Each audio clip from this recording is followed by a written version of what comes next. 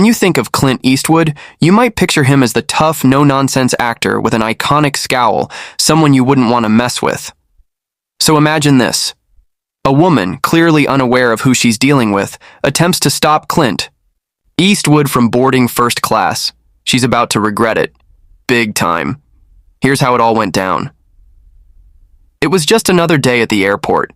Chaos all around, passengers rushing to catch their flights, and the usual confusion that seems to come with air travel. The scene unfolded in the first-class lounge, where Clint Eastwood was just about to board his flight. With his signature gray hair, sharp suit, and calm demeanor, he blended in perfectly with the rest of the well-dressed passengers in the premium section. But one passenger, a woman in her mid-30s, didn't recognize the legendary actor. She had just been seated next to a group of loud, chattering individuals who were arguing over something trivial. As the flight attendants began to call first-class passengers, Clint stood up, ready to board his flight. That's when the woman decided to make her move. She stood up from her seat and approached the gate attendant. Her voice was a little louder than necessary, and her tone carried a sense of entitlement. She said, "Excuse me. I've been waiting for a while, and I think I should be boarding first." The gate attendant, a bit startled, glanced at her boarding pass and said, "Ma'am, it appears you're in the wrong line. You're not in the first-class queue." But the woman wasn't backing down. She gave the attendant a look that said, "I know better than you." "I've been flying first class for years," she insisted, "and I deserve to board before anyone else." Her confidence was clear, but little did she know, the situation was about to take a dramatic turn. Clint Eastwood had overheard the conversation. He raised an eyebrow, a knowing grin creeping across his face. He could see the woman's frustration and her apparent misunderstanding of how things worked at the airport. Eastwood, being the kind of guy who's not afraid to speak his mind, walked over casually and said, "Ma'am, you should be careful who you pick a fight with." The woman, still not realizing who she was speaking to, tilted her head slightly, a bit confused. "Excuse me?" she said, her voice almost mocking. She probably thought Clint was just some old man trying to intervene in her argument.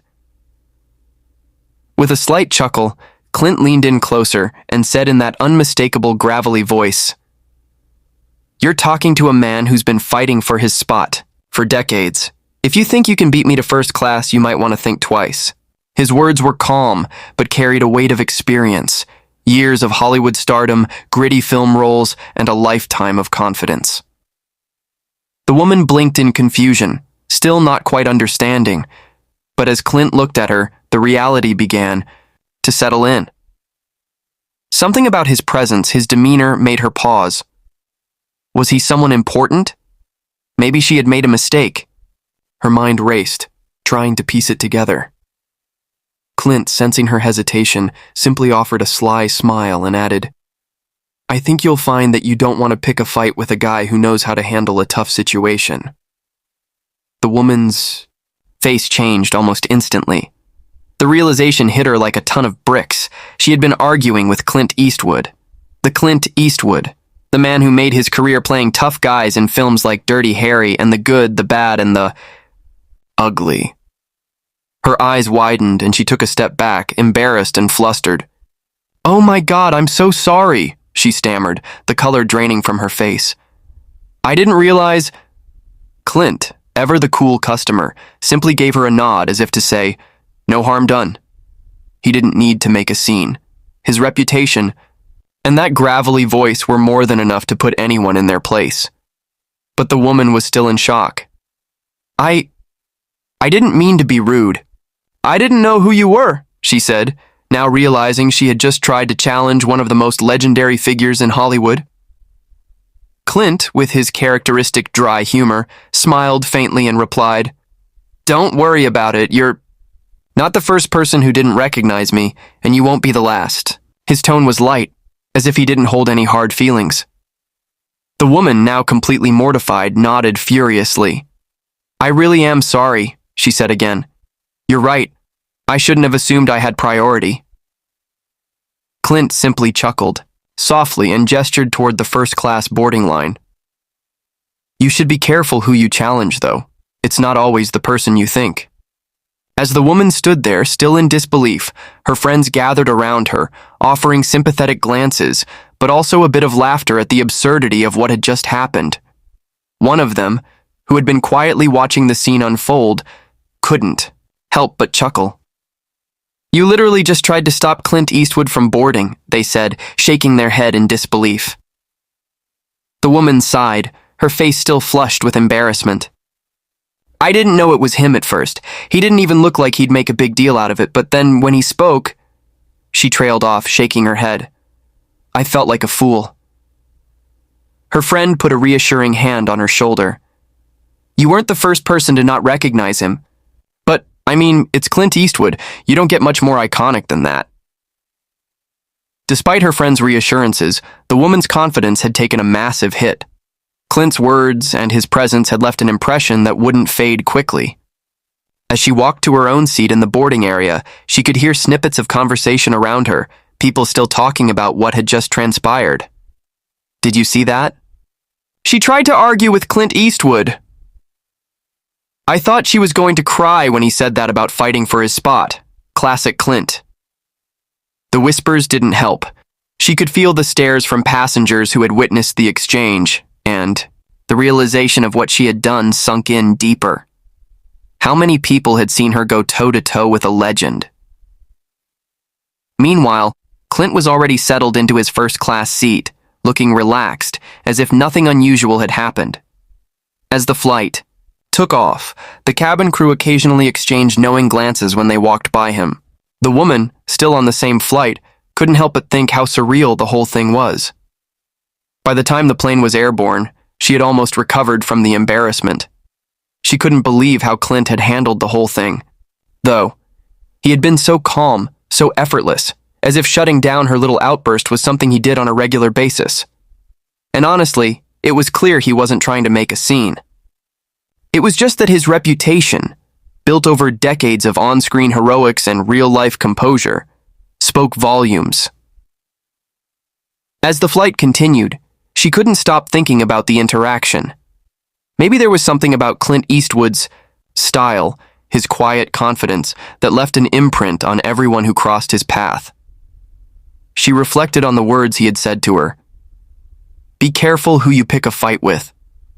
It wasn't just about first-class priority. It was about understanding when you're out of your depth.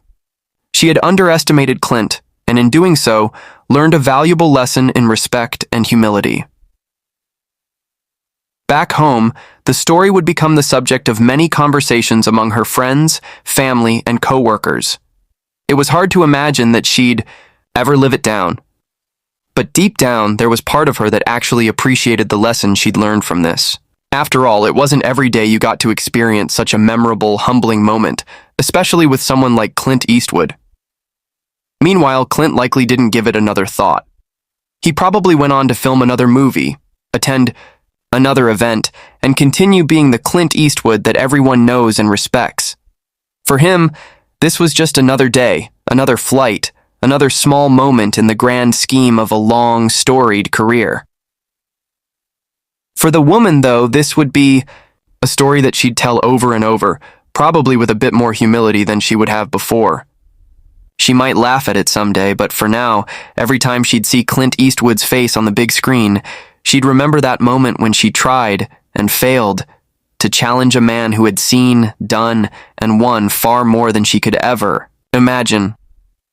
And as for Clint, well, he was probably off to another first-class lounge with no hard feelings, no regrets.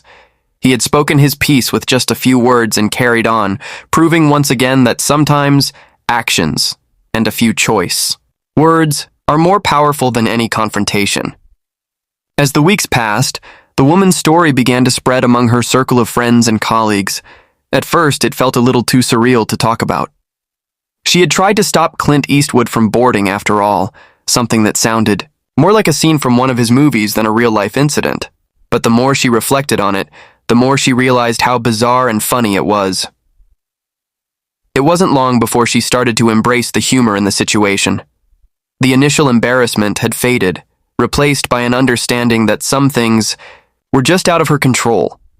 Plus, every time she recounted the story, she noticed how people reacted. They'd listen intently, and then, almost always, they'd laugh. Everyone loved a good story about an unexpected run-in with a celebrity, but a run-in with someone as iconic as Clint Eastwood? That made her experience even more memorable. One of her friends even joked, "You should sell that story to the tabloids.